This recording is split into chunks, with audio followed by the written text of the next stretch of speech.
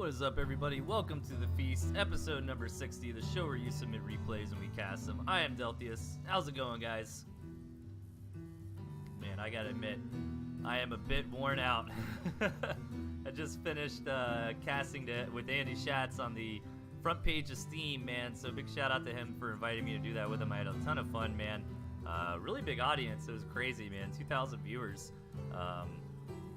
So I'm hyped, man.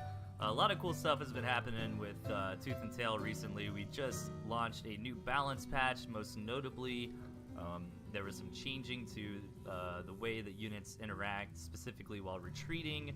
The balloon got a pretty significant nerf, as it now only fires every 3 seconds. Only 9. Yeah, new streamer mode. I am so hyped for new streamer mode. That's why you saw me just adjust the logo in the bottom. I might have to play with that during the first game. Yeah, you guys could totally send in replays during the show tonight to ToothAndTailTV@gmail.com. I am accepting last-minute replays.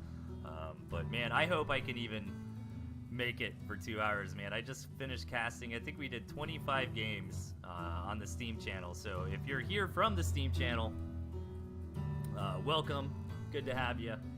And this is a show I do pretty often, every Tuesday and Thursday night. I do my best not to miss shows and keep to the schedule. It's normally runs about 2 hours, and any level of play is perfectly fine. I like to do a nice mix of maybe new players looking for tips and tricks, from my analysis, high-level players, really competitive games for maybe new guys or mid-level guys to take some notes from, and then of course silly nonsense games where crazy stuff happens.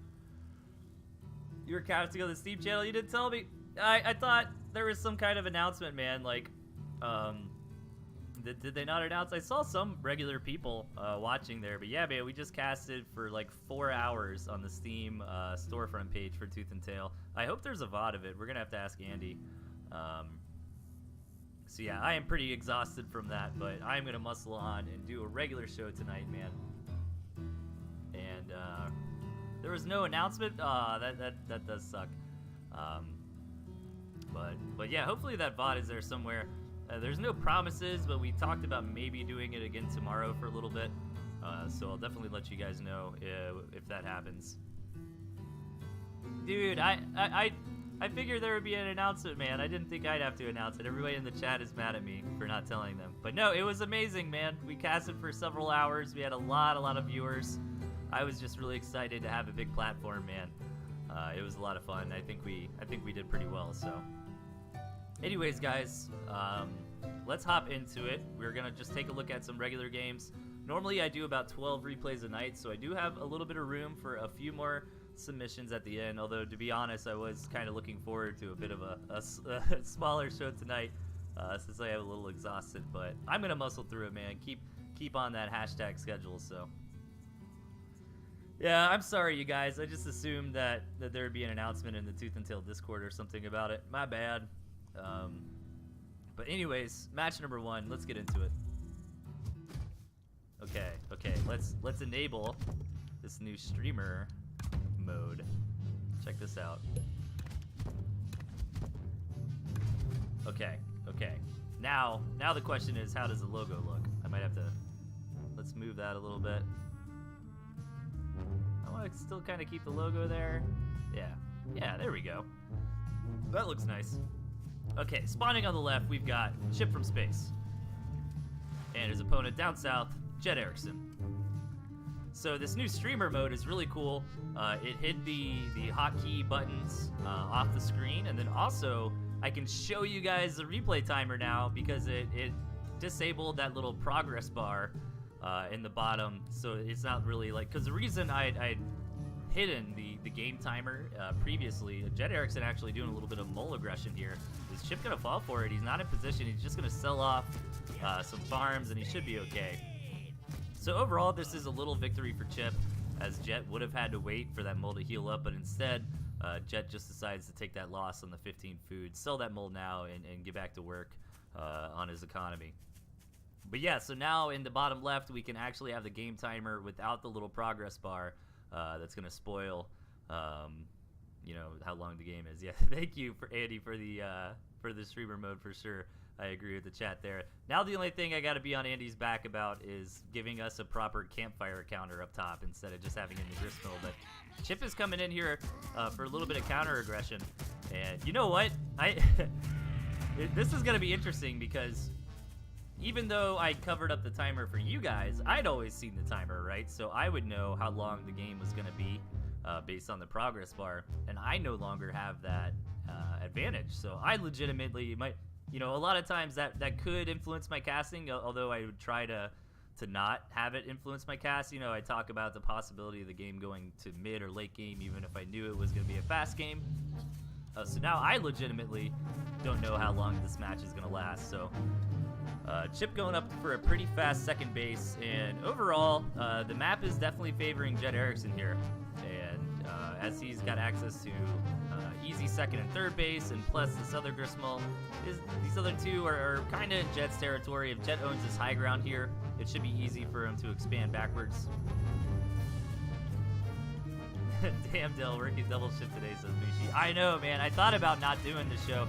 So, dude, we literally stopped casting on Steam like 20-25 minutes ago.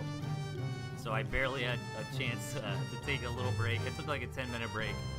I was like, all right, let's get the show ready and let's do it, man. I just think it's important to stick to the schedule as much as I can, so I did not want to not do the show tonight, and just because, you know, I can tough it out. It's fine. It's good for my stamina as a caster anyways, right, guys? If I can cast for 6 hours straight, that's pretty good. So Jet Erickson going for a fast badger here. I believe Chip got the scout on that, yeah, so he knows what's coming his way. And this is post-patch. This is on the new patch, and where the balloon got nerfed a little bit, but Chip is still running his old strategy pre-patch, where he's going to try to get that wolf and owl up, maybe behind a balloon or two if necessary. But so far, no balloons have been built. I still think the balloon is playable. Honestly, it's still too early in the new meta to really make that call, but I feel like just the vision the balloon grants and the fact, you know, it still can deal some pretty good damage in a prolonged fight makes it still relatively good. Use it. Music is pretty loud compared to the level of my voice. Thank you for pointing that out. I will turn my voice up, and that should be better. Frags Reaver, the new guy in the chat. Welcome, by the way, but I'm disappointed in my premium bows and in my Mishis for not letting me know. You gotta get the new guy to tell me, man. But welcome, guys. If you are here, if you are here from the Steam stream that we just did, welcome. Glad to have you, man. And I do this very, very frequently, twice a week, pretty much on the same schedule always. But Jet Erickson, he's got the Badger. He's going to reinforce his push with some moles, and he thinks now's the time to move out. I really favor Jet Erickson going into this engagement, but Chip does have quite a few Falcons. If they can kind of get on top of this Badger, they might be able to DPS it down, as you can see. And look at that. Nice target fire from Chip. That was really impressive because Chip wasn't greedy there. Like, Falcons are glass cannon units. You can't just drag those Falcons immediately onto that Badger. You got to be careful about it. Chip kind of waited until Jet Erickson stepped a little bit too far forward and then hit that target fire down, knocked out that Badger, and now Chip has really turned the tables on Jet and went from a very dangerous push where it looked like Jet would surely win to Chip having a ton of momentum here. He's on top of the production here for Jet Erickson, and I don't think Jet Erickson is very long for this world at this point. I think he's going to tap out here shortly.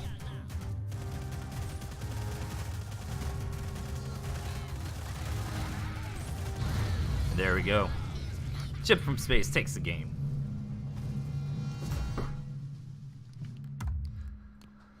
What's going on, everybody? Good to see y'all. I am still accepting submissions for tonight's show because the new patch, I think the new patch launched today? If it wasn't today, it was like yesterday. So typically when a new patch hits, I always try to do the show on the most recent patch. So then my replay amount is kind of low right when that hits. But yeah, man, if you guys email me games to ToothAndTailTV@gmail.com, I probably can fit a few more matches into tonight's show. Especially if you're a new viewer, a new player, man. If you've never submitted before, I'll definitely get to you tonight. Well, hopefully get you to your day. I guess I shouldn't say definitely. But anyways, guys, game number 2. Okay, spawning in the bottom left, we've got Sheer. And in the top right, his opponent, Yaris. Yeah, Andy is a really good caster, says Mishi, and the balloons are still playable. I agree with both of those statements, man. I've got to cast with Andy a few times now, and it's always a pleasure. I think he's got a lot of energy. Obviously, he has a lot of knowledge about the game since he made the game. And I think we got some synergy, too, so... I'm finally getting over this cold, you guys. If you've been watching the show for a while, you know I've been sick for the past few weeks, but starting to get better. Might have a little bit of coughing and hacking, but I'll try to keep that to a minimum.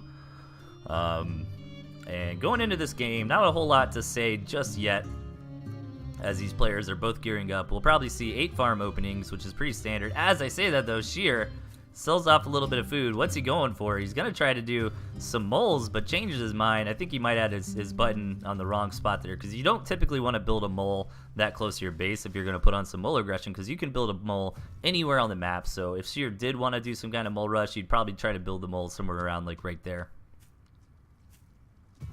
So really greedy opening from Yaris here, trying to go straight into tier 2, and Sheer is going to try to punish that with a couple squirrels heading across the map. Let's see if he'll get there in time. I think he will, yeah, and Yaris realizes he's in hot water, sells off those warrens, and now this is really rough for Yaris. He's got nothing at all, and Sheer can take advantage of this high ground outside the base and just get a lot of free kills on these pigs here. So I'm not sure what Yaris can really do from this point. He tries to get down a balloon. That balloon is out of the attacking range of the squirrels for now. And it kind of will be difficult for Sheer to pull around and attack the front once he can no longer, get these free shots on the high ground. But he goes back, and his units are not micro, but I still think he's got enough here. And now he finally pulls back, but even gets two squirrels for the price of 1 there, so can't complain about that. Builds this proxy mill. Maybe going to try to set up a balloon up here on the high ground, and that would really be the nail in the coffin here for Yaris. Yaris is already in a really bad spot after losing those 3 pigs, after that greedy tier 2 being punished so hard. Really, like, going for a tier 2 off of 8 farms is really greedy. Typically not recommended, but it's not something that you can't get done. It is possible, but I feel like the placement of the Warren was incorrect for Yaris there. I think if he was going to go for a fast tier 2, he would have needed to put it back there, but Yaris was wanting to build his Warrens up on this high ground, because whenever you have high ground spawned right next to your base, that's kind of the move to make. Even though your Warrens are better positioned right next to your farms, it's easier to defend them that way. You really don't want your opponent to get up on that high ground and abuse it. But Yaris finds a nice opening while Sheer's out of position, gets up on Sheer's base, and is he just going to win the game by target firing down this gristmill? Looks like he will. Oh, yeah, that's right. Sheer's got this other gristmill up top. I got too excited. So Sheer's going to clean up that army, but now he's got no economy left. So Yaris is kind of okay here, but I don't think Sheer is dead either, because Yaris' economy is not that great, and Sheer's got this balloon, he's got the skunk, and Sheer also took a very good trade off the back of that. Yaris really all in with his squirrels. I think he was really thinking that that's all that Sheer had, and even if Yaris knew about this base, he might have. I still think that was a nice play, as he did knock out basically 8 farms, and Sheer really couldn't even counterattack there, so this game might normalize a little bit. Yeah, Bonk, I'll totally get a Bonk game in, for sure. So we're going to take it to the mid-game, it looks like. Man, this is so awesome. You guys can see what time it is in the game now. That's so cool. And, alright, so I am going to fast forward a little bit as this kind of gears up. And we kind of normalize, even though normalize might be a strong word, as the position of Sheer's gristmill being right next to Yaris's makes this game fairly awkward for both players. But Yaris is in good shape, man. I like how he took this opportunity to macro up on that second base. And meanwhile, Sheer is going to grab a second base of his own. And let's see if we actually get to a late game here. I am going to do a little fast forwarding. But I'm a little less shy to fast forward now, as you guys can see the game timer. If you're new to the show, Andy just made a streamer option, which makes the replay better. And typically in the bottom left, I would have to cover up that timer with the logo because there would be a little like gray progress bar, and it kind of spoil the replay, you know. If you know how long the replay is and when it's going to end, it spoils the game a little bit. So Andy improved that, which is super cool. So now I don't constantly have to call out what time it is in the game. And you guys get a little more information. It's great, especially if you're a new player and you're trying to figure out, you know, specific timings and when things happen and where guys are, what a good benchmark is. Like, okay, you know, here's a high-level player that's 7 minutes into the game. Here's kind of what he's got. You know, maybe that's a nice benchmark for where I should be at that moment too, depending on, you know, maybe he was kind of left alone or something like that. Because that's a big difference too, man. Like, a 7-minute army in the game can look radically different. I mean, it could be 9 squirrels, or it could be a couple owls and a whole bunch of tier 2. You never know. Still no skins, sad. I know, man. I'm the worst. I apologize. I would have got the skins back on. You know what? I probably can. We can probably get the skins back on pretty quickly. I might do that. We've had so many skins, though. Maybe a couple nights of vanilla Tooth and Tail, you know? Nah, man. Do we want the skins? If chat yells at me enough about the skins, then I'll put the skins on. Okay. So, tier 3 coming out for both players. And second base economies are up. Yaris is hitting that third base economy. You know, Andy is... No, wait. I was going to call him a liar, but this map does have 4 gristmills. Because earlier on the Steam stream, he said the minimum that will spawn on a map are 4 extra gristmills and 1 extra campfire, or 1 campfire in general. This map does have 4 extra gristmills. So both players have the opportunity to get up to 3 base economies, but Sheer's 3 base economy is going to be weaker than Yaris's, as Sheer lost his starting base very, very quickly. I made a folder of all the skins I currently use, so yeah, I've got that same. You know what? That's what makes it even worse, is I have the exact same thing, dude. Like, I've got a folder of all my skins, too. It would literally take 2 seconds to do it. Is that new? Had maps without campfires before? Maybe. Or maybe the map just had, like, a campfire and you barely didn't notice it or something. I don't know. The way Andy said it, it didn't sound like it was a new thing. Now, Yaris is getting up to a very strong owl fleet, as we're going to kind of get to an owl versus owl matchup here, as the game did stabilize off that crazy early game.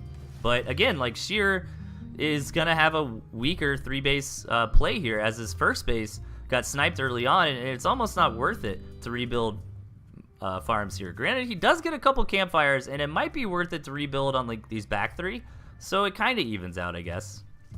But yeah, and at the same time, Yaris was in that same situation with these farms as well. So yeah, the total money available to both players should probably even out. Alright, as these guys gear up, let us fast forward a bit more. Now, I'm kind of favoring Sheer here, to be honest, because it's going to be Owl Chameleon versus Owl Falcon. Now, Yaris does have Falcons in his deck. He just hasn't built any. Instead, he's opting for just a ton of Owls up front. I would like to see him throw down some Falcons of his own, though, because I feel like Falcons combo really well against Owls and do really well against an opponent who's playing Owls.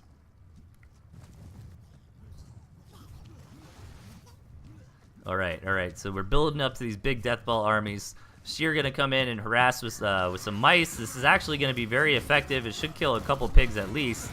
Yaris is going to move over to deal with this, but a little too late. The damage already got done. Nice harassment there from Sheer. And let's see who really decides to commit first. They're both still kind of gearing up, but they're both on a clock. Like, these 3 bases aren't going to last forever. So they're going to be forced to engage sooner than later. It looks like the engagement is coming now. Yaris is going to have more mice on the field, but Sheer's got skunks. Sheer's got falcons. I feel like skunk, falcon, owl, like, combos together really, really well. Like, it was hard to even tell that Yaris had more mice in that engagement, right? Because the skunks of Sheer just dealt so well with those mice. But really no harm, no foul there. I mean, maybe a couple tier 1 going down on either side, but mainly it was just trading mice for mice. As the mice come back in. And really what Yaris is looking for is his mice to clear Sheer's mice and then start hitting some of those juicy tier 1 and tier 2 units like the skunks and squirrels that are on the ground. But Sheer moving in, and again, I really favor Sheer's army in this position. I think it really synergizes well with one another. The chameleons, I think the chameleons are good here. If Yaris can kind of sneak around and get these chameleons to go flank attack, you know, a base or clean this kind of stuff up. But I think just like in the army, I don't think these 4 chameleons are going to make that big of a difference. So yeah, I'm really favoring Sheer here. Let's see if I'm a good caster or not. If Yaris can come into this, now I think Yaris can, but he needs a tech switch a little bit. He's got a lot of squirrels here, which he can sell off and try to get into some of those falcons. But the clock is ticking on this game. These 3 bases, the third base rather, are almost mined out for both players. But those first bases, since they took that economic damage earlier on, these can be used kind of as what we call starvation farms, where essentially you'll take that farm to continue the game. Because one of the losing conditions in Tooth and Tail is starving out, right? When you're no longer mining.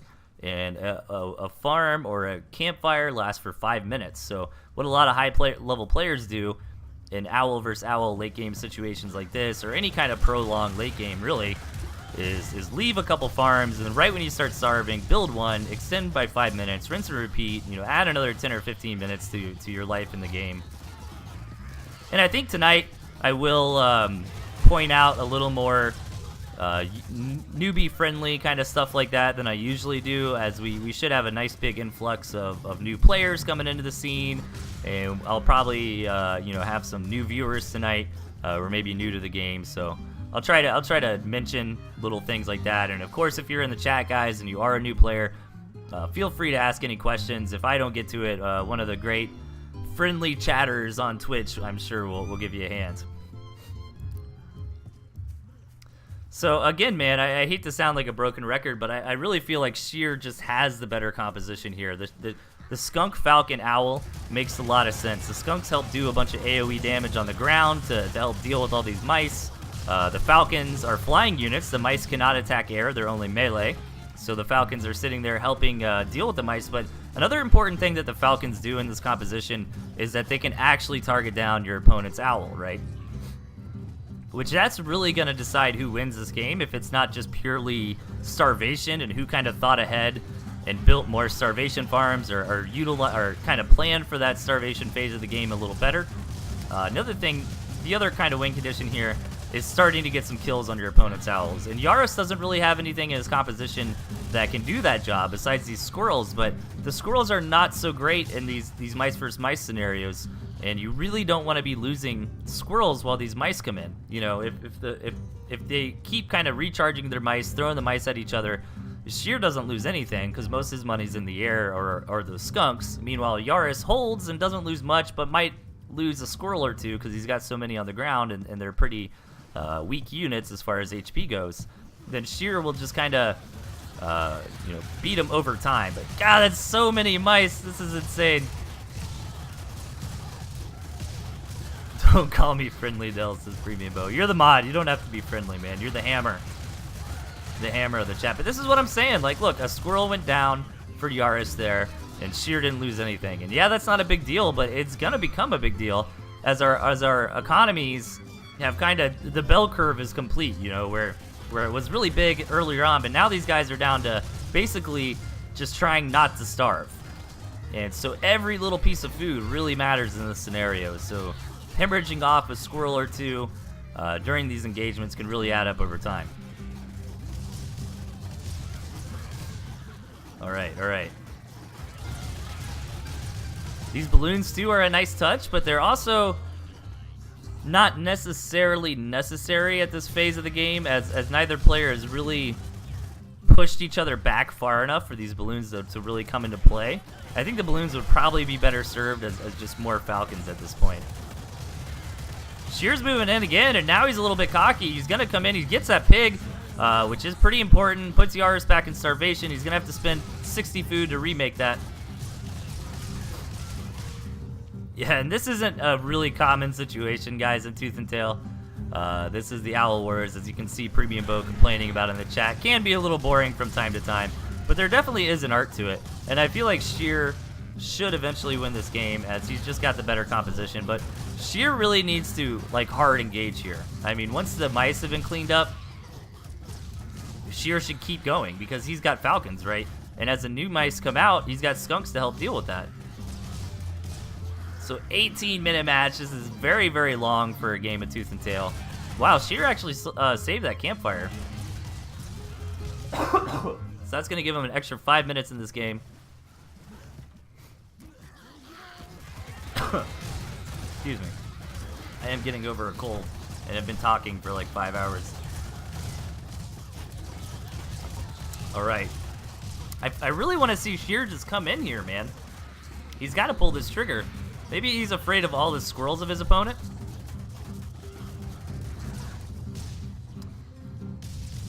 Well, we'll have to see, man.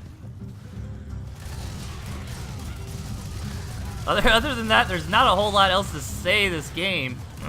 It's just going to come down to when either player decides to hard commit into this. And it looks like Shear is starting to get more and more confident here. Keeping his engagement kind of pushed out on the map for longer periods. Now he goes back and sells off those balloons. I love it, man. Let's see what he decides to get. Another owl and even more falcons. I think that's the right call. Yeah, and I think Shear should just go for it, man. He's got, yeah, now he's finally starting to bludgeon through Yaris. This gristmill is going to go down. But these squirrels have been staying alive for the time being for Yaris, so he's really not losing a bunch of value off those squirrels just yet. We are fast forwarding a little bit. This is a super long game, man. 20 minutes is very, very long in Tooth and Tail. And it can sometimes kind of happen in situations like this. Really kind of cool that the game got here, though, right? Because that early game, I mean, it looked like Shear was just about to straight up win when he was abusing this ledge and getting all these kills for free. And then that counter attack from Yaris swinging in, knocking out that gristmill. Both really impressive plays that had the opportunity to end the game outright. But we're still here, man. We're 21 minutes in. The owl fight is ongoing. And again, these skunks, these falcons, I feel like these are the perfect units to back up these owls. And I think over time, Shear should start taking an edge. I'd like to see him just go up there and snipe that balloon. Tries to get that tank gristmill. That's not really a thing as much as it used to be, though. Now that he's able to let it build some, it is. And the reason players do that is that the gristmill, while it's building, it'll tank some of the damage from the opponent's AI of their units. You know, sometimes the units will just kind of fire on that and it soaks some shots and lets your units not take the damage. But Yaris actually gets a good engagement there, kills a couple skunks. That's definitely what he needed. But I feel like Shear really needs to target fire down that balloon, man. That balloon is racking up kills. And if it starts hitting things like skunks and falcons, there he goes. He knocks that balloon down. Yaris really needed a tech switch. Yeah, I agree, man. He had the falcons. Maybe he's just not experienced enough in this kind of situation. It is a pretty rare situation. But man, how long is this game gonna go? We're 22 minutes in. I think slowly but surely, Shear, a little bit of miss micro there, tried to get up and sell that balloon before it died, but it does go down. And Shear is finally pierced Yaris and getting on top of the infrastructure. And it's just more and more blows. Yaris is starving. And Shear should be starving pretty soon, too. He's only on this campfire. I think that's all he's got left. Yeah, he can't take anything else, so we finally got a clock on this game. Now, Yaris could drag the game out by taking these farms over here, but Shear is just right up on his face. I highly doubt Yaris would be able to build one of those farms, and it would get up in time. So Shear's starving. Oh, wait, what do you do? Oh, yeah, he took this gristmill. so he can take that one last farm that Yaris had left on that. Should ask people to disclose if it's a super long game. Actually, I do know if it's a super long game. I can tell just by looking at the XML file. This is still a cool game. I mean, I did enjoy it, but it's just, it's Owl Wars, so it drags on a little bit near the end here. But I want to say Sheer should eventually win this. And especially now, I don't mind the long games as much since I don't have to put a sensor over the replay timer anymore, as it no longer spoils the length of the game. So we just watch this and fast forward, and I think we should be coming to a conclusion here shortly. There we go. Sheer taps. Yeah, Sheer is about to knock Yaris out of the game, but he tapped out just a moment before, and Sheer took the match. I think that was really well played by both sides. Yaris just didn't tech switch into the Falcons, unfortunately, and Sheer controlled his Owl composition very well. He was a little bit hesitant with it. I feel like Sheer could have jumped in on Yaris a little bit earlier, but you've invested that much time into a game. Why jump the gun? Make sure, even if you gotta take it slow, a win's a win, man. And Sheer pulls it out. All right, game number 3.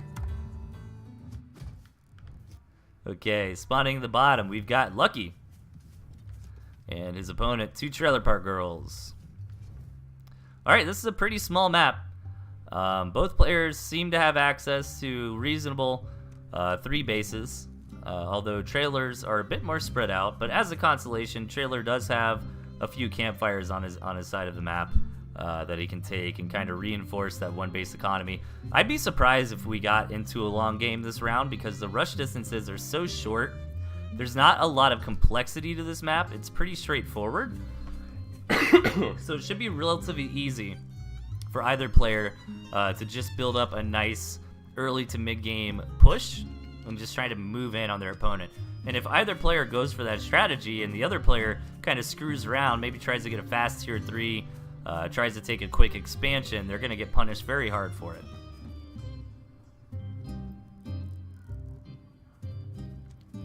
Well, Trailer Park Girls does have mines. And mines are kind of interesting in a sense where you can kind of, I feel like they lose value over time. Like, I feel like the first time that you expose the map, expose the fact that you have mines, I feel like they're the most powerful, right? Because there's no reason for you to expect your opponent to have mines, as mines aren't super popular in the meta right now. So imagine if Trailer kind of throws down a nice little minefield right here. Lucky moves out with a bunch of his tier 1 units, and blam, just gets wrecked upon. That's a big art of surprise, as there's no stealth detection in this game, so there's no way for Lucky to know that's coming, really. Besides, if he scouted Trailer while Trailer was putting down the mines, then he would know that they're there. But after that first initial usage, you're aware that the mines exist, right? So you might be a little more careful and kind of inch out on the map, or maybe bring your tanky tier 2 units up on the map first and let them try to mine sweep for you. All right, here we go. Lucky trying to move out with some lizards. He can actually jump on these squirrels, should take a nice engagement. The ferret in the back is not gonna, as I say, it shouldn't help out too much in that fight. The ferret did actually kill 2 of the lizards, which is exactly what Trailer Park Girls needed to come out on top there. And now with the addition of that campfire, that's really good in these 1 base scenarios, but he's got to be careful because Lucky is going for a lot of aggression here. That's still 60 food that's not in his army, and he's not going to be really rewarded for that for next few minutes. I like that pickup from Lucky. Typically, it's a good idea to just grab a campfire, even if you're Lucky in this position and campfire is way up there. I mean, there's a good chance that Trailer never even scouts that area of the map again, because it's really hard to, see, there goes the mine, and he takes out a lizard, injures a couple more, but ideally you want to throw down like 2 or 3 mines together to really kill a nice clump of units. A nice pickup there, though. That was really well done by Lucky. He lost the lizards in the process, so he needs to be careful of this counterattack coming in. But he has some units at home. He's got this Falcon. If he keeps this Falcon alive in this engagement, It's going to do a ton of damage, but needs to be careful with that micro. Trailer Park Girl's on top of his targeting, though. Target fires down that first Falcon really quickly. Gonna target fire down the second as well. Needs to be careful, though. His commander goes down. And that's absolutely huge, as now his units are no longer being microed. And these ferrets might, well, since Trailer Park Girls was able to respawn as he took this forward regress mill, he does get back in time to save those ferrets, but he needs to be careful. Now Lucky's moving out a bit too much. He needs to let his units reclump up, and this push from Trailer might just be too much. Nice tempo. I like how he's kept the pressure on, but he hasn't quite overextended. Needs to be careful to not lose his commander, but Lucky knows what's going on, man. It taps out. Short and sweet, man. Okay, yeah, if you're a new viewer, guys, if you were just watching me cast with Andy Schatz on Steam, welcome everybody to the feast, my weekly Tuesday and Thursday, 8 p.m. EST. Normally I go for about 2 or 2.5 hours show. Definitely check out my VODs, man. If you're new to the game, you're hungry for some content, I got hundreds of hours of stuff there. I also host tournaments fairly often as well, so there's a couple tournaments in there for you. And if you want to see your game casted live by me, man, submit replays at ToothAndTailTV at gmail.com. And I normally try to I kind of prioritize in this order. Like if you're a new submitter, like you've never submitted before, you're the number one priority, man. Like I try my best to always get new people on the show if they submit. And then after that, I just try to fit as many unique submitters as possible. Do you know when the last tournament was? Yes, the last tournament was the Tooth and Tail PvP campaign. The VODs of that are in my video log. It was like, what was that? Like maybe 2 or 3 weeks ago. And it was a lot of fun. It was actually a really unique tournament where we had custom maps. We had a storyline involved. And it was a lot of fun. A lot of custom rules and stuff. In Tooth and Tail, the maps are randomly generated. So that was the first tournament we've done where people actually made maps. The map editor is really cool. Play around with that if you want, man. But other than that, Best Sakia NA hosts the Tooth and Tail League, which is currently ongoing. Unfortunately, you can't join the league at this moment because it's underway. But I'm sure there'll be a Tooth and Tail Season 3 league in the future, and you'll be sure to be able to sign up for that. But typically, I don't know of the next like proper tournament at the moment, but typically we do a tournament about once or twice a month. So anyways, guys, without too much more yapping, let me hop into match number 4. Okay, spawning in the bottom left, we've got Mishi. And his opponent to the top right, Pillow 8. Alright, Pillow 8 changing it up this game, man. Lizard, Toad, Ferret, Fox, Mine, Balloon. We're seeing the mines more and more often. I like it, man. I like how they can be used for that element of surprise. You know, that big, they're not expecting you to have mines kind of style. Meanwhile, Mishi is running a pretty standard setup. He's got the pigeons to help out his chameleons and his badger. And, you know, Falcon's just kind of a nice bread and butter unit. If you're not sure on what tier 2 to pick for your deck, picking up that Falcon is normally never bad. So we'll have to see how these guys want to play out this game. Now, this spawn is just beautiful for Mishi, man. This water is a little bit annoying, but it might dissuade Pillow 8 from early game aggression. But yeah, if we get to the late game here, man, Mishi is going to be an absolute powerhouse. I mean, you really can't ask for a better spawn than that. 4 expansions right around your main. And meanwhile, Pillow 8 only has a natural base, but he does have this double high ground, which is nice in the early game. And he might be able to snag a couple campfires. But if you're Pillow 8, you don't want this game to go long. You need to get in there, and you need to get something done. He's got a nice spawn to go for a fast tier 3 rush. Typically, rushing tier 3 can be risky, but when you've got a spawn that kind of has like one entrance, when you're up on the high ground, it's a little bit safer to go for something like that. I would love to see Pillow 8 go for some kind of fast fox play here, as he's really on a clock, man. He can't sit around and macro up on this map, as Mishi is just going to get way, way ahead of him with all the extra bases that Mishi has available. So Mishi going for a pretty standard opening, 8 farms into 2 tier 1 into a tier 2 Warren. The tier 2 doesn't have to be the Chameleon. Chameleon's been getting a little more popular lately. I think it just got a little bit of an HP buff. Normally you see guys rushing out a skunk early on in that position because skunks do very well against tier 1 units, especially squirrels. But chameleons do as well. A chameleon's a cool unit that can execute flank attacks, that can do run around, kind of sneaky type things. Like Mishi could just bring his chameleons over here, knock out that campfire, and not run the risk of moving his entire army out of position. So Pillow 8 getting some toads, man, and a lot of lizards. Trying to take a fast expansion, but so is Mishi, so the greed is kind of matched with greed. And these really aren't even fast expansions. Now that was greedy by Mishi, but equal amounts of greed from Pillow 8's side, so it should balance out a little bit. But yeah, it's kind of common to see players take expansions, you know, somewhere in between like 2-minute 45 seconds to like 3-minute 45 second, as you want to get your economy up and running. Because so farms only last for 5 minutes, right? And you start the game with 4 farms. So at the 5-minute mark, 4 of your farms are going to die. They're going to mine out. So at that point, ideally, you'd like to have a second base with 4 farms on it to maintain that 8-farm economy. A good rule of thumb, if you're kind of not sure how to expand up in this game, is like you typically always want to have at least an 8-farm economy. So kind of build, you know, farms on your second base as the farms on your first base are mining out. Now these are high-level players who really like to be greedy and rush up to big fat economies, which is definitely a valid way to play. I'm not going to say you shouldn't have 16 farms because that's amazing, but it is a risk, and these guys kind of know how to deal with that risk.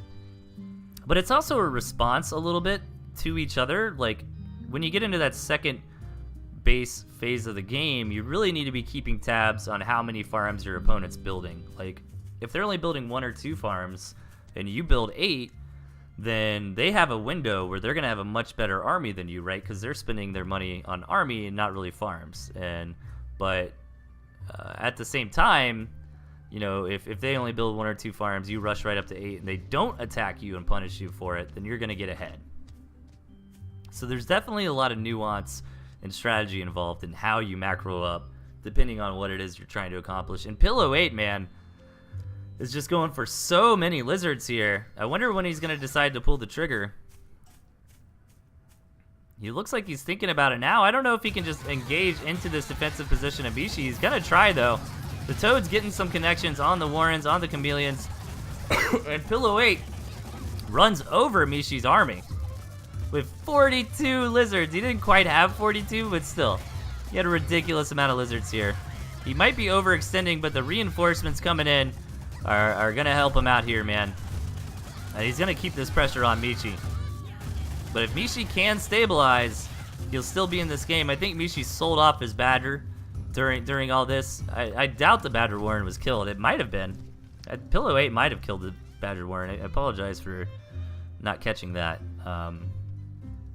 But Mishi's a pretty good player. I'd imagine he'd sell off that Badger Warren before Pillow 8 got the blow on it.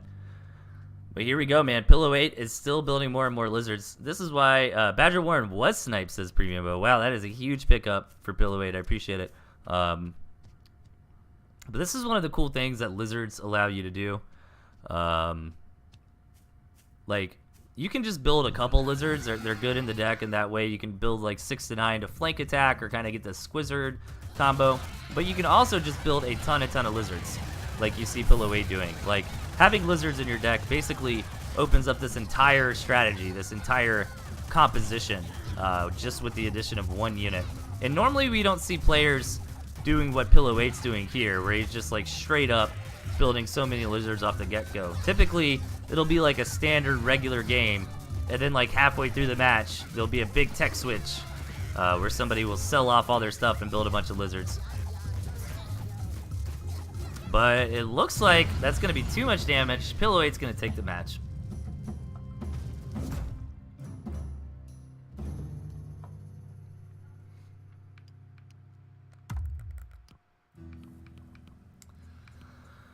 All right. I am tired, you guys. I will admit, I just finished casting for hours on Steam. But we're gonna do it, guys. I'm gonna do 2 hours of content as normal. So let's hammer through it. Okay, spawning in the bottom, we've got Premium Boat and Johnny, and their opponents to the top left, Echo, I think, and Isto and Echo. Now, Isto and Echo are pretty spread out, but I like their side of the map better because they have easy access to their second bases, you know, kind of expanding towards each other and bridge that gap a little bit. And their third bases aren't terrible. Yeah, Shoefly, you're normally correct in the chat, man.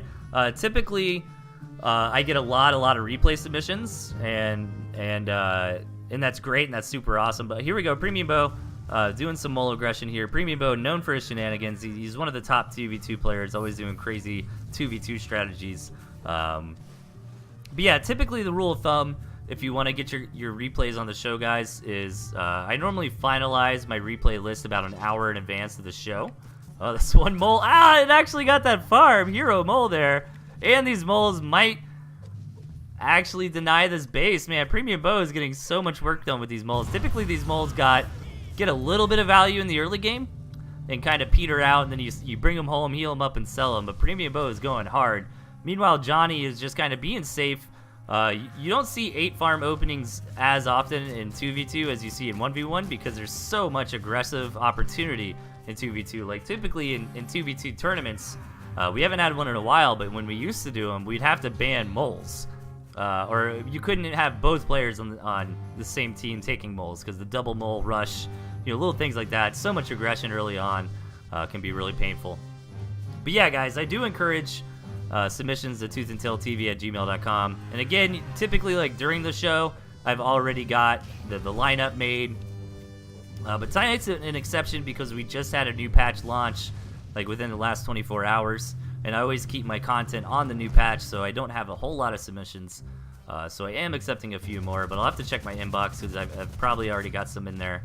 But yeah, good rule of thumb, man, is if you want to submit and you want to be on the show, just make sure to do it at least a few hours in advance of the show, and normally you'll get on.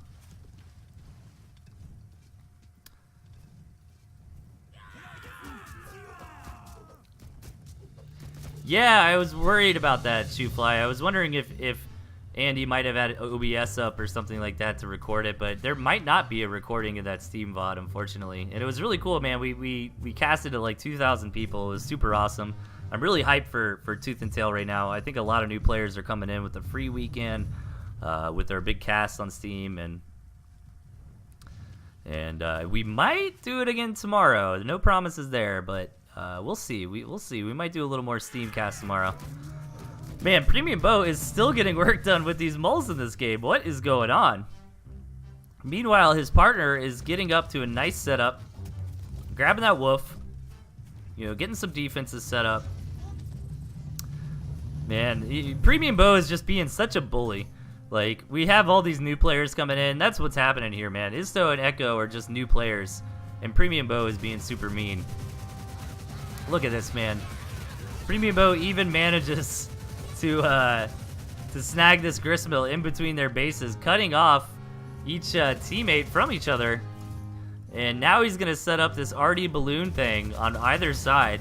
The artillery cannon range is really, really long, but it has limited vision, so the oh, look at that, man. Echo just taps out, and with that his opponent does. But yeah, so like the balloon has really long vision, so the two units combo together very nicely. Okay, let's check the old inbox.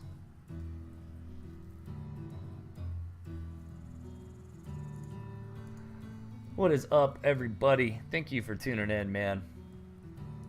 All right, we got some bonkage here. We're gonna add a bonk game to the list, man. We're gonna get that bonk in there. Boom. All right.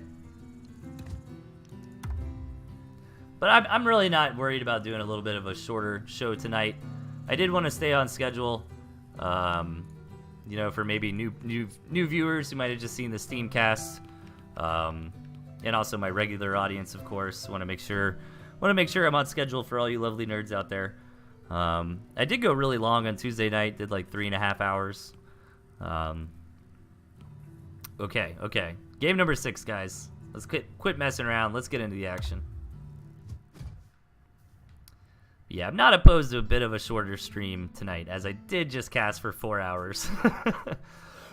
In the bottom left, guys, we've got Seraphim. And to the right, his opponent, Mishi. Excuse me. Still getting over a cold a little bit. Now, Mishi is one of the top players of Tooth and Tail. And I think Seraphim is a newer player, but he plays really well. So I wouldn't count him out, but he's definitely the underdog in this match. And the map looks a bit favor to Mishi in this situation, as Mishi has access to an easy second base, and these third and fourth bases are pretty close, and hell, even a fifth base. And meanwhile, Seraphim really only has this second base available to him. So Seraphim in this situation really needs to go. Like, what is up with this Mishi? He did this to me in the Pocketbot tournament. Does this actually work? I think he's trying to get this toad to blow up on the building farm. Nicely done by Seraphim, though. Kind of baits that toad to go off and sells the farm at the last minute. So yeah, it's a weird opening that Mishi's been experimenting with. I'm not so sure if I agree with it, but it is really cool to see guys trying to change it up every now and then. A new prey in my hunting ground, says Premium Bow. Yeah, Premium Bow basically like exclusively plays 2v2s, man. If you ever want to get a 2v2 match going, hit him up in Discord and you'll probably hop on with you. Alright, I might fast forward a little bit as this game gets going. Seraphim going for a pretty standard opening. 2 tier 1 into the skunk. This is really bread and butter build coming out of Seraphim right here. I would recommend kind of stealing this opening. It's a nice thing to ladder with. You kind of just go right up to 8 farms. You need to scout your opponent, though. And if you see your opponent's building warrens before 8 farms, you kind of got to match it. But ideally, you know, you go 8 farm into 2 squirrel warrens. You throw down the skunk warren. You throw down 2 more squirrel warrens. And by the time that your 2 skunks are done building, you've got a nice 12 squirrels to move out with them. And you go in for a nice, powerful attack. But Mishi is being a little bit greedy this game. Delayed his tier 2 to get a fast second base instead. And this is a nice map for Mishi to do this on. It's going to be hard for Seraphim to really attack up into this position, the way that the terrain is, and with the water, and the high ground, and all that kind of stuff, and the choke points. And if Mishi goes unpunished for this greed, it's going to net him a nice advantage in the big game. However, Seraphim's not slouching on his own economy. He's had this campfire for a little while, and he's building a few farms on his second base. So Mishi's economic advantage is not going to be crazy. Now, the graphs do lie a little bit, as the graph counts the income coming in when the farm begins. Like, you can see Mishi's just went up there, and oh no, that one's queued, so there it goes. Now it just went up. So keep that in mind. But let's see where these guys want to take it. I am going to fast forward a bit. Mishi getting them toads in there. I think that's a good play. I think toads trade pretty well with tier 2, as they do a lot of high single target damage and a nice bit of AoE. They trade pretty effectively with the tier 1 around them. And yeah, let's see where these guys want to go from here. Both players getting full second base saturation. Mishi already working on the third base there. And this is where it's going to get rough for Seraphim, man. Seraphim needs to just kind of pull the trigger at an interesting timing. Like, he needs to kind of wait until Mishi goes super hardcore on this base. Like, if Mishi comes home and just builds a ton of farms here, then that's going to give Seraphim an opportunity where Mishi has made a big investment, and Seraphim should have the better army.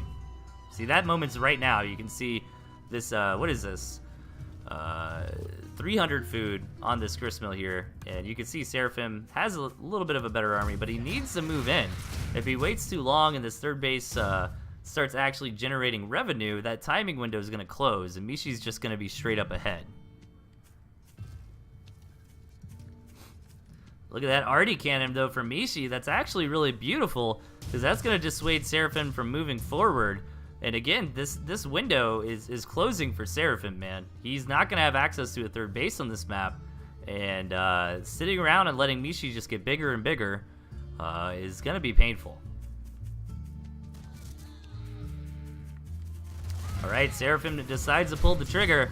He's coming in now. He needs to get some good skunk gas engagements. He does target fire down that artillery cannon.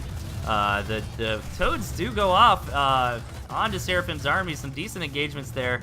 And Seraphim's forced back now. I think he had a good fury with his pullback there.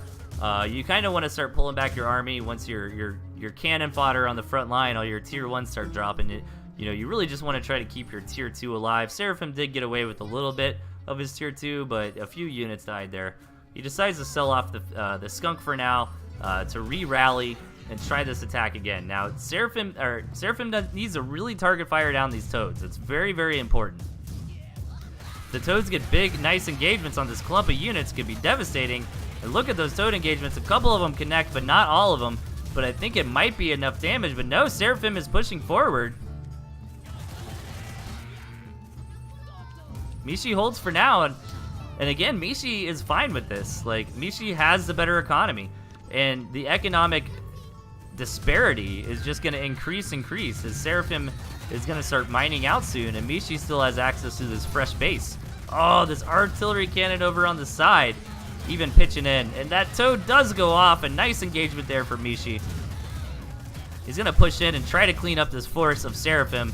Seraphim might be overextending here. He's going to try to get these ferrets out alive. A few of them drop, but this snake is very brutal. Mishi is always on top of his target fire.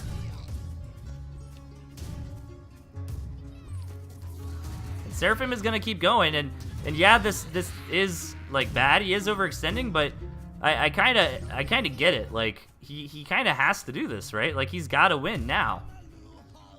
I hate to sound like a broken record, but the longer this game goes on, the worse it is for Seraphim, as he can't take another base here. I like this from Seraphim, just seeing maybe he can crack Mishi if he gets a better attack angle. He's going to move in and find this artillery cannon out of position, but is it really worth it? As Mishi gets a nice entrance onto an attack, and his units are so clumped up, those toads get some great hits. And I think that's going to be all she wrote for Seraphim, as Mishi's counterattack should simply be too much from here.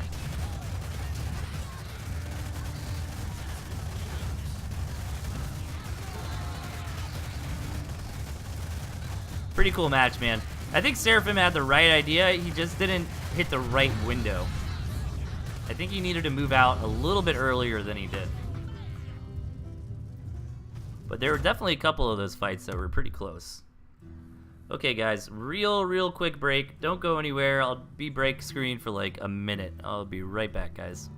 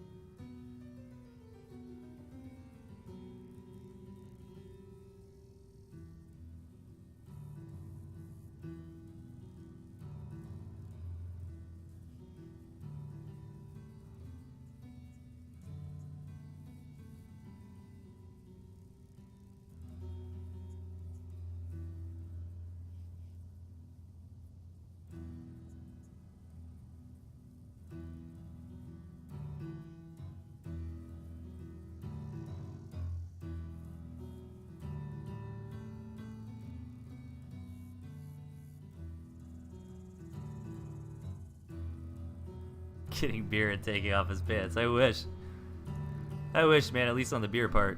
I'm out of beer today, unfortunately. I did get way too drunk yesterday. That old buddy I hadn't seen in a while came over, and we got hammered off cheap whiskey. It was fun, but I regretted it this morning.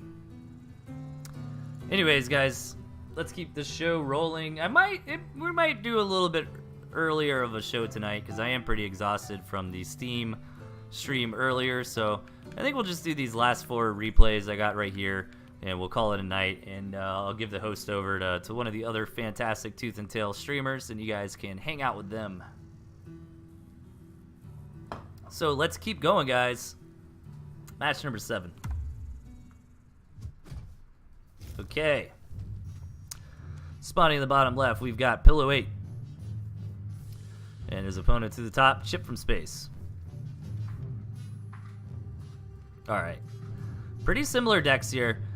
They've both been using this composition kind of a lot. They're both kind of pioneers of this, you know, balloon, owl, wolf kind of style. Now this was better, I don't know if better is the right word, but more popular before the patch that just happened, as the balloon did just get a little bit of a nerf. But, you know, judging from the replays tonight, I think top level players still feel like the balloon is pretty viable still. And, you know, I think people just prefer the balloon over the turret in a lot of situations because the turret gets hard countered by ferrets, and ferrets are pretty popular units right now. And the balloon kind of counters the ferret, right? So it's kind of like thinking a step ahead. It's like, I assume my opponent's going to have ferrets. I still want a defensive structure that's going to work well. Therefore, I'm going to go balloons. I personally have still been running turrets over balloons in my composition for a couple reasons. Turrets help you deal with early game cheese or clutch situations where you need a little bit of defense better than balloons do, as they build so fast. Then also, I feel like turrets are better against owl in the late game than balloons are, just because if you can really manage to get a huge line of turrets out, you can kind of get to the point where your DPS is so high that those mice just kind of get slaughtered before they can really get any damage done. So, Chip from Space taking an early expansion. Hey, thanks for the follow on the forefront. I appreciate it, man. Why did my alert not go off? I should have got an alert and your name should have been on screen. I don't know, man. But anyways, guys, I'll deal with that later. I'm too tired. I'm like delirious at this point almost. There it is. A little bit late, but better than ever. So thanks for the follow, man. So Chip's already on a second base, but so is Pillow. Both these players are really just trying to build the bare minimum to keep each other at bay. Try to split this map favorably, you know, with the use of balloons and with forces at the right positions, and try to macro up to their late game compositions. Thanks for the follow, Wrath Pike Memer. Oh, Rat the... Wait, I almost see it. Rat the Pick Memer? Something like that. Oh, did it go off for him and not the first guy? Is that what you mean by different person? Either way. Chip being a little more greedy on that second base than Pillow is for the time being, but Pillow should be trying to get a read in on how greedy Chip is being. I don't think he's got the scout yet. Just say Wrath. Oh, I get it. I got it now. Wrath Epic Memer. Yeah! Yeah. That's how you split it. Blitzrider knows what's up. I'm just an idiot. But yeah, so what these guys are trying to do is get in there and get a feel for how many farms have been taken on that second base, and neither player has really been able to get that scout off. Hey, thanks for the follow, Mahala. I think that's how you say it. Get used to me butchering names, guys. I am a Floridian southerner of the United States, and we have a lot of European guys. But I try my best, you know what? And sometimes guys will tell me, they'll message me and be like, hey, it's not pronounced Jalakim, it's Yawakim, and I try to make that adjustment. What do you think I was thinking about for the last 30 minutes? Fair enough. Rat the Pick Memer. Works better for a game about rats. I guess that's a good point. All right. Where are we at in this game, man? Pillow 8 getting up to that fast wolf. Chip from space also getting up to the owl. It's kind of neat because I feel like that ideal late game composition with the owl. I mean, the wolf is always great, right? But like owl, skunk, falcon, as we saw in that previous match, I feel like is probably really, really strong. You throw a wolf in there, even better. Chip is gonna move in though. He thinks he can take out this balloon, and Pillow 8 here with the defense with some skunks. But Chip has got enough. He's gonna break through, but he's not gonna overextend. He's gonna pull back from now. He's happy with that engagement. He traded well on the tier 1 front. He got a tier 2, and he got the balloon. Del still pronounces my name wrong. Premium bow. Is it premium bow? I've always figured premium bow, like archery. I always picture you, man. You got that premium +2 bow, man. You ready to shoot some nerds in the face with some arrows. Some arrows with moles on the tip of them, apparently, from that last 2v2. All right. Pillow 8 wanting to attack in, but it's hard to move up this high ground, especially without high ground vision. And the wolf is almost here for Pillow 8. That's a big deal. Now, he doesn't necessarily have the best units that are going to benefit the most from a wolf buff, but, you know, wolf buff squirrels are fine. How else could you pronounce it? Now everyone in chat is trying to guess how Premium Bow 426 sees his name. Premium Boo 426. Premium B. Oh, dude, he's Premium B from now on. Premium Boop. Ah, Premium Boop's even better. Which one do I like better, Premium B or Premium Boop? I should make a straw poll of what we're going to call Premium Bow from now on. Premium Boop's pretty good.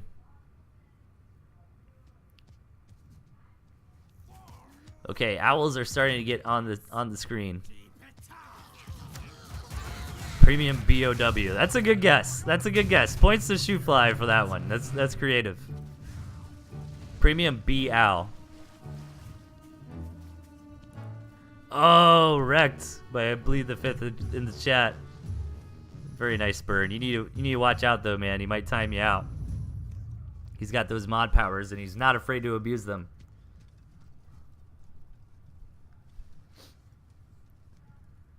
Okay. Where are we at in this game? P-Boop. Oh, man. I like P-Boop, man. Okay. So, Pillow's getting that third base. Now, this map is kind of splitting okay, right? Like, this could actually be a really interesting late game, as both players are getting onto 4 bases, so it's not going to be one of these situations where it's like, all right, one of the players has really got to end the game right now because they don't have access to a 3rd and 4th, and the other guy does, you know. We're kind of fair and square on this map, and that really got to hand it to Chip. I mean, the reason that Chip was able to split this map was because he got out on the map really early. He used the back of that pretty aggressive couple pushes that were successful to kind of snag this high ground. And now that he's got this high ground, it's going to be difficult for Pillow 8 to ever really, take it back. But he does get high ground vision from that balloon, which is nice. So that is going to help him.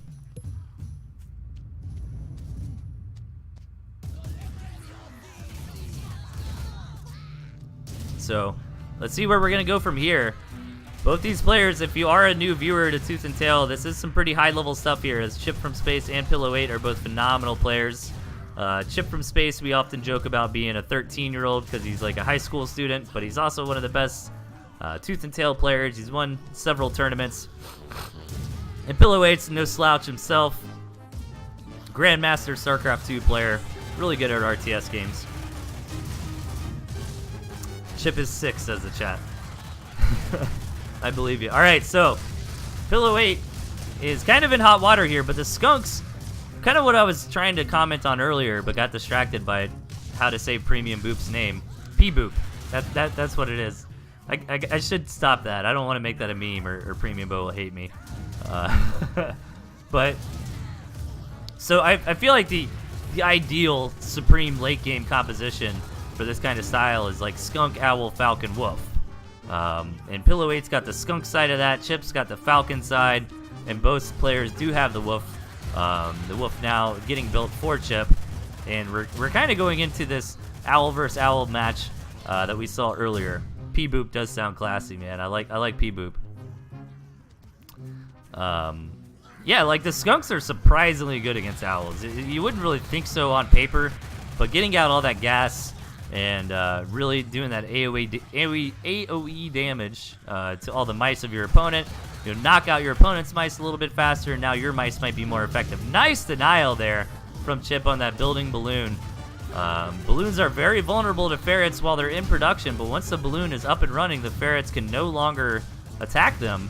And Pillow 8 wasn't even able to sell that balloon and get the refund. So little 120 food pickup there from Chip from Space, and definitely gets important as we get later on in this game and most of the map begins to be mined out.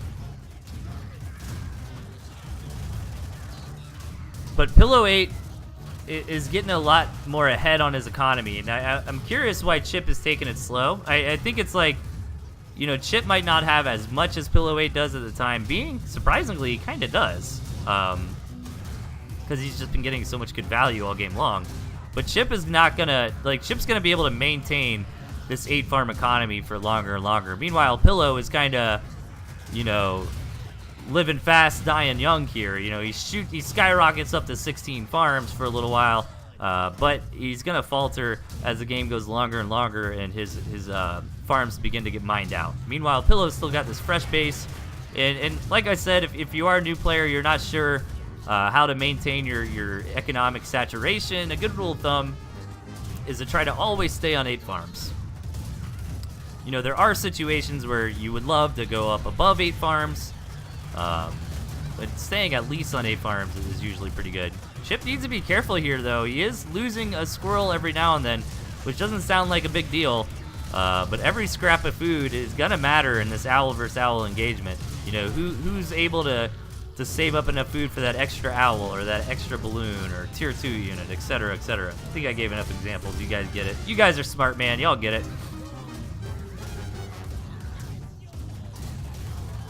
I will abuse my mod powers to rename Premium Bow to P-Boop in Discord. Oh, man. What Premium Bow ever do to you guys, man? He's just my faithful mod and 2v2 submitter here on TnTTV. See, I started it, right? And now I'm trying to turn it around on the chat like you guys are the bad guys. The hypocrisy, man. How do you guys deal with it? This looks like Pillow's getting an edge. Like, since Pillow did skyrocket up in his economy earlier, he's been able to afford, you know, double the owls that Chip has. And all these skunk gas, Pillow 8 might be busting through here. Needs to be careful. A couple of his owls getting low, and that's going to be it. Chip is going to get knocked out. Nicely done from Pillow 8. That big economic surge that he decided to go for really paid off. Blitz. I haven't been doing blitz, dude. I missed my missed my opportunity. We had so many owl games. All right. Let me take a sip of my delicious tonic water. Delthius Owl Sound Pack. Dude, I should do a voice pack. That'd be fun. All right, let's get into it, guys. Spawning on the left, we've got Sheer, and his opponent to the right, Miss Clicker. What is up, everybody? Welcome to the show. If you are a new viewer to ToothAndTailTV, maybe you saw me casting with the lovely and great Andy Schatz on the Steam channel earlier on, or you're trying the show on the free weekend. How's it going, guys? I do this replay casting show every Tuesday, Thursday night, 8 p.m. EST. I normally go for about 2 to 3 hours. Anybody can submit their replays to me. Just submit to ToothAndTailTV@gmail.com. Don't be shy, man. I really do try to not pick on new players. I think overall I'm a pretty positive caster.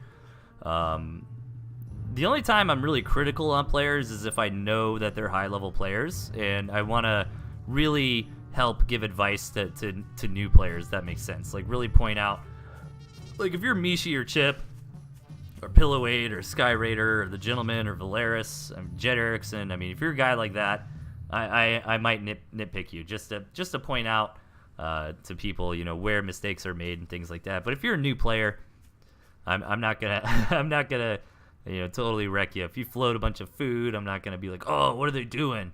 Not spending their money, jeez. Dill's face on a ferret shell, that's a pretty good one. Wait, what is the Steam channel? I believe the 5th, earlier on, Andy and I casted a bunch of replays on the Steam storefront page, and everybody, all my normal viewers are mad at me because I didn't tell them about it. I just assumed that Andy or Master Stealth or somebody would have made an announcement, so I apologize about that, guys. At the last minute, I was super busy getting everything set up with Andy. I wasn't even really paying attention to the Discord. But it was a lot of fun, man. We casted to about 2,000 people, so that was really cool.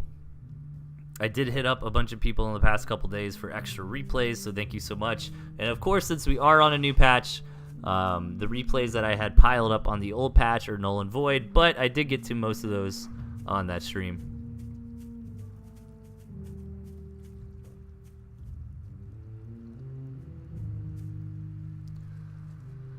Steam is a live stream platform now? Dude, I don't know, man. I think it's a new thing that they're doing. But basically, as part of the promotion where Tooth and Tail is free for the weekend and 55% off if you guys want to permanently own this lovely game. Yeah, like if you go to the Steam store for Tooth and Tail, it was me and Andy casting replays. We might do it again tomorrow too. Don't quote me on that. It's up to Andy, but he mentioned maybe we'll do that tomorrow, and I set him down, so.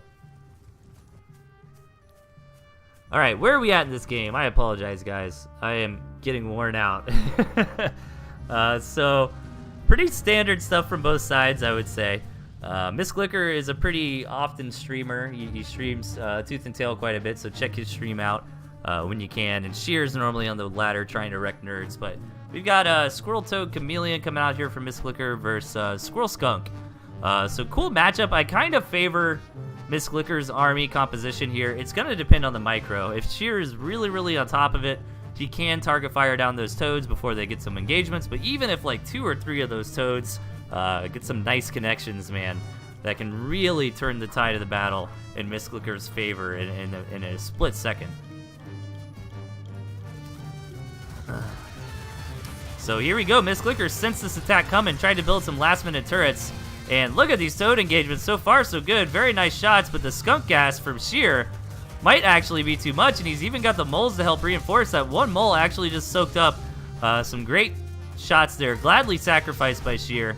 But man, he's really got to target fire down these toads. If you do kill the toad, it's not like a Baneling in StarCraft where if it dies, it still blows up. The toad does not blow up if you kill it before it tries to detonate. And even on the defense here, these toads have been getting some good value for Miss Glicker, but Sheer is going to deny this second base. It's not the end of the world for Licker here, as he hadn't really committed onto that second base just quite yet.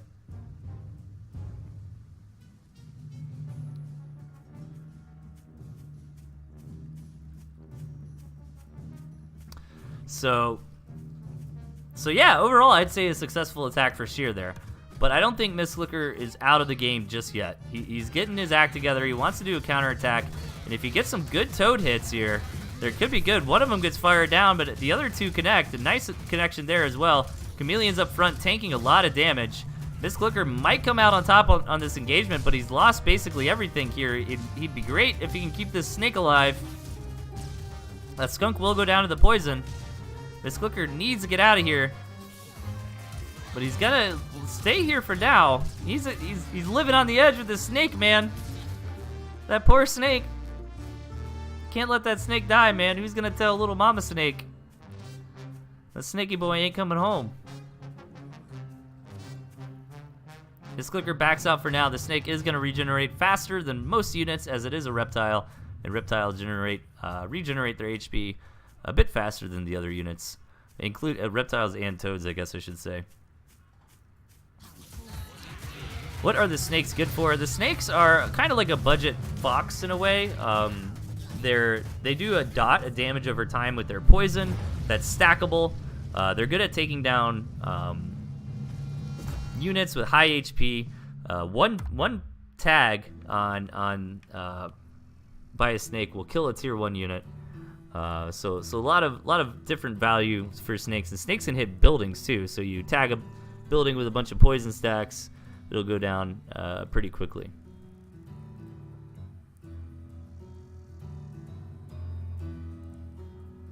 Everything is a budget fox, ferret, snakes.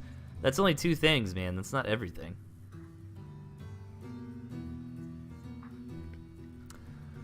Okay, let's hop into some bonkage, guys. Okay, spawning on the right, we've got the bonker. And his opponent to the left, Tyler. Do the dots stack if several snakes attack the same target? Yes, they do. And I believe the stack actually resets. If somebody in the chat who knows better than I can confirm that, that would be nice. But like, if you do 1 stack of poison, right, and it starts doing its ticks, and then you put another stack of poison on it, I think it resets the ticks for the first stack, ultimately making that snake hit even more potent. If you know how to kind of stack the hits, you know, if that makes sense. Foxes are budget mills. Dude, balloons are budget foxes. Wouldn't that make the most sense? Because they got the sniper rifle. Alright, guys, where are we at in this game? Bonk here, going for the 5 farm double. Tyler scouts it out, though, and is going to build a safety warren. Let's see if Bonk can execute this attack. Going to throw down some safety mines. Here we go, man. He's got 4. Is he gonna? It looks like he's gonna wait for the last couple. It's always kind of nice too if you do this. To like after the last 2 are being built, you can queue up a farm. Yeah, you see Bonk queues that farm up, and let's see it, man. Come on, Bonk, get after it, bro. No, I think Bonk might have been expecting aggression from Tyler, and decides not to move out for now. And in the meantime, Tyler's just going to go straight up to 8 farms. So Bonk is kind of in a bad spot now. He really needed to attack with that opening. He decided to hold back for now, so his economy is a little bit delayed, but it shouldn't be the end of the world. It's going to matter in these first couple minutes, but over time, it's going to matter less and less.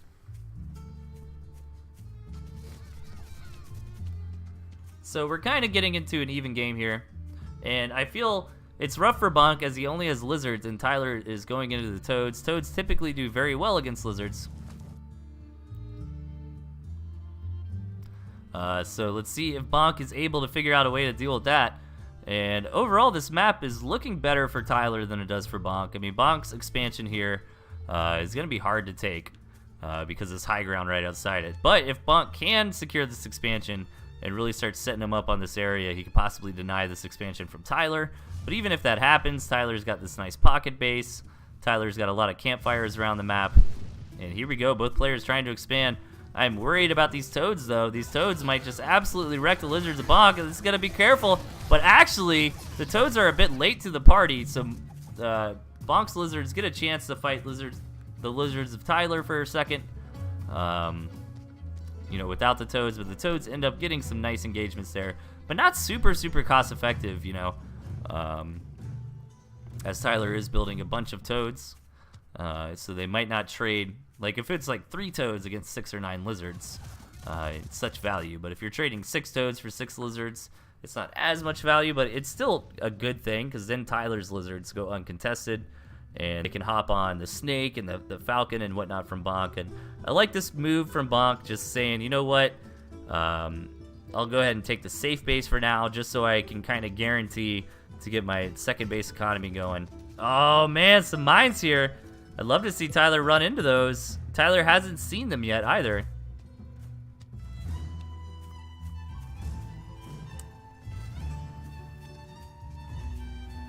All right, so P Boop out of the chat, gonna go test how snakes work, perhaps on poison stacking.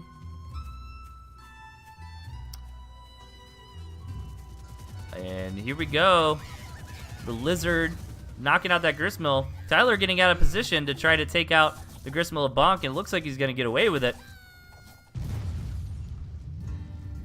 That is definitely rough for Bonk here, as Tyler has the second base up and running.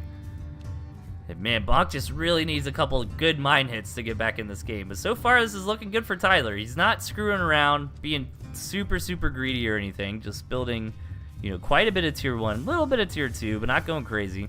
And macroing up on his second base at a reasonable amount. Oh, but here we go. Nice engagement for Tyler here. And let's see if Bonk's tier 2 can clean this up. The snake stacks are pretty good for Tyler, but Bonk pushing him back. And Bonk is okay after that engagement. But the real story here is that Tyler has the second base and Bonk doesn't at this point. So Bonk has really got to secure this base this time and keep it up. But Tyler might just have too many units here. It's going to depend on how this engagement goes. He pulls back when I think he could have committed. I mean, having the toads here is really, really difficult for Bonk. Benches Bonk. Oh man, the chat. Chat's always amazing. All right, Bonk. I believe in the Bonker. Hashtag Team Bonk. Oh, some beautiful toad engagements though. That's why it's always risky to only run lizards in your deck. Normally you want to go lizard squirrel just in case they do have the toads. You can kind of tech out of your own lizards and go into squirrels. Now squirrels still can get wrecked upon by toads, but not to the same extent that lizards do, because squirrels have longer range and you have a better chance of targeting down those lizards those toads rather, before they make the connections. This has got to be all she wrote for Bonk though, I want to say. My spider senses are tingling, and there we go. Bonk taps out. Tyler takes the game. Nice try, man. I think I understand why Bonk only had lizards in his deck, because you don't see toads too often. But it always is risky, man. If you're only going to run lizards, you can get hard countered by toads. So I do recommend always going squirrel lizard or lizard toad, something like that. Hey, P-Boop's back. All right, guys. Let's send a new replay against Tyler, says Bonk. We'll get to it next week, man. I think this is going to be the last one tonight. In the show a little bit early because I am exhausted from doing so much casting today. So let's hop into it, guys. Match number 9.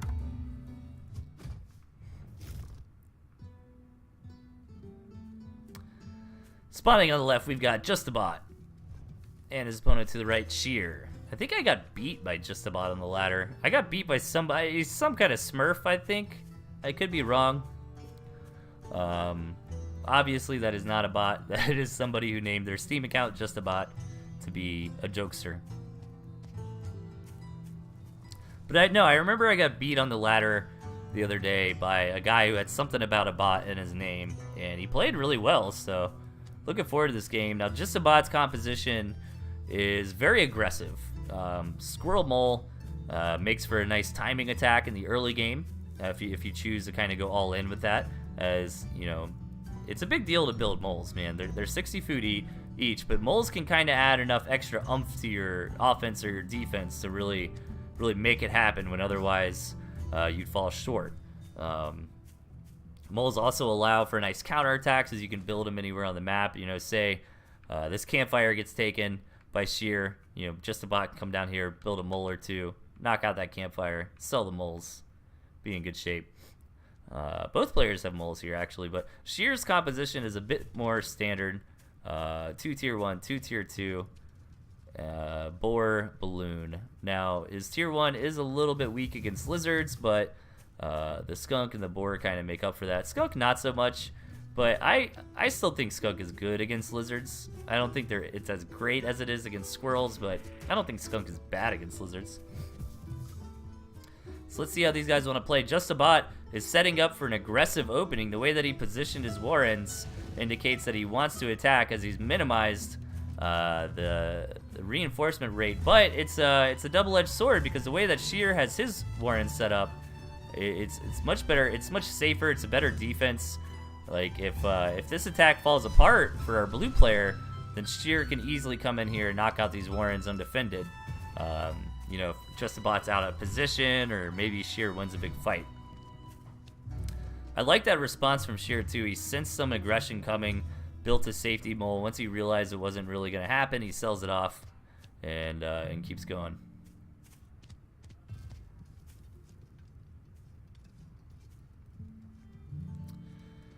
Wish TNT casted on Saturday and Sunday too. Yeah, every now and then tournaments happen, and we'll do Saturday and Sunday shows. Yeah, Clash of Comrades was really cool, man. Unfortunately, they're not super active anymore. Maybe one day they'll redo a tournament, but I used to cast with them every now and then. I actually thought it was really cool by Clash of Comrades when I first started casting. They kind of opened me with welcomed me with open arms, and let me onto their streams and let me cast and stuff. I thought that was really cool instead of them kind of being like, no, man, we own the casting scene, of the game. Every now and then I've gotten some of their guys to come on to TnTTV with me, man, like AV Ultima and stuff, but Clash of Comrades definitely had some really high production value tournaments. Still worth watching on the YouTube and just for entertainment purposes. I wouldn't really say they're applicable to study, as the meta and the balance and the units are just so much different now than they were back in the Clash of Comrades days. Hey, see you later, Bonk, man. It's always a pleasure. But yeah, when we do events and stuff, we'll cast on the weekends. I'm just so busy on the weekends, man. I play music and bands, so normally I try to do like the human socializing thing on the weekend, or play music and stuff like that. But Just a Bot has set up a nice position for himself on this map. He's got all these turrets up here on the high ground. Sheer does not have ferrets to easily break this position. Just a Bot's got a nice economy on the back of this, but Sheer's also getting his economy up and cooking. But this is really great for Just a Bot here, because the way that he split this, if anybody's going to take these other gristmills, it'd be him. But we might not see that get taken this game, as those other gristmills are a little bit too much on the battle lines here to be a safe investment for either player. Basically, the way to try to think about it is like, if somebody gets so much map control and map positioning and momentum in this game to where they'd actually be able to take one of these two gristmills and put farms on it, I mean, it's kind of like a win more play. Like, at that point, they've already won. Nice pickup there from Just a Bot. Very important to do, man. Defensive structures are very powerful, are very annoying, but they aren't by themselves. You need units to back them up, and Just a Bot saw a little window where Sheer was slightly out of position. Just a Bot is Amari, really? That makes perfect sense. How you gonna do that though, Valeris? Obviously, she's looking for some secrecy here with the Smurf name. I can see it being Amari, because like I said, when I played Just a Bot on ladder, was a very good player, and Amari is indeed a very good player, so it makes sense. Thank you for the follow, Candid Apples. I appreciate it. Welcome to the show, man. We do this every Tuesday and Thursday, 8 p.m. EST. Unfortunately, though, this is the last replay of the night, and I'm going to wrap it up as I've casted a lot of hours today, and I'm getting pretty tired. But if you guys are hungry for more, man, there are hundreds of hours of content in my VODs and on my YouTube channel, so feel free to check those out too, guys.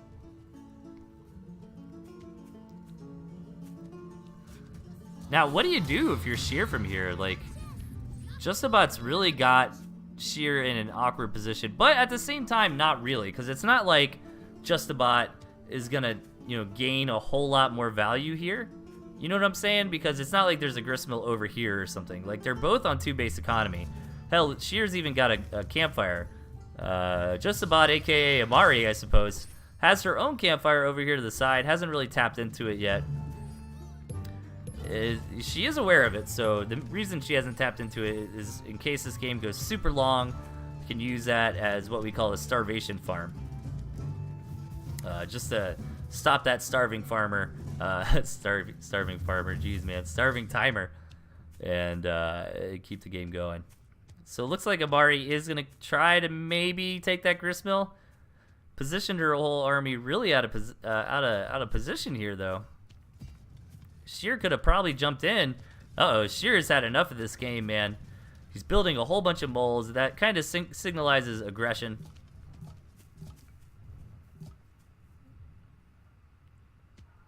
Let's see if he moves out with it. Mari looking to pressure in here with some snake harassment, but decides to just commit to the big engagement. Let's see who's going to come out on top. The armies are a little bit too big for for target firing to really come into play. But Amari backs up when this boar comes out for Sheer. And now Sheer has a good opportunity to win this game. Justabot does not have any tier 3 in her deck. So this is starting to look favorable for Sheer, as the boar is going to net a lot of value. Now, granted, the snakes are pretty good against the boar if it can get target fire down. Yeah, enough poison stacks are going on to the boar. Is it going to live? It goes down. It's exactly what Justabot needed to stay in this game. And now that it's starting to get more scrappy, you see these turrets get sold off, and to be able to refinance another army more quickly. And Amari is pushing in yet again onto Sheer. This balloon is getting some work done in this prolonged engagement. But does Amari have enough to break through? I think she does. The balloon goes down. Oh, the balloon does not go down. Nice hold there from Sheer. The skunk comes out just in time to push Justabot back again for the moment. But Justabot is not giving up. DPS is down a lot of those squirrels with the snake there. Balloon gets sold for a little bit of a refund. Let's see, is Justabot gonna do it?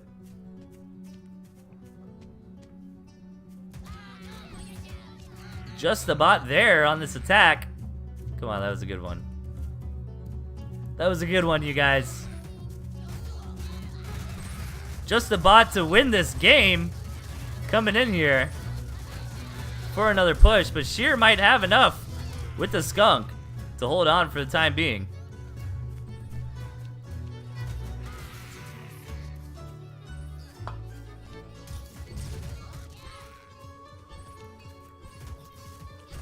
The skunk actually lives there. I think Shoefly was talking about it a little bit earlier, but if that natural healing and territory kicks in, the snake stacks go away. But Amari's just got so many squirrels, and I think this time she's got enough, pushes in, takes the match.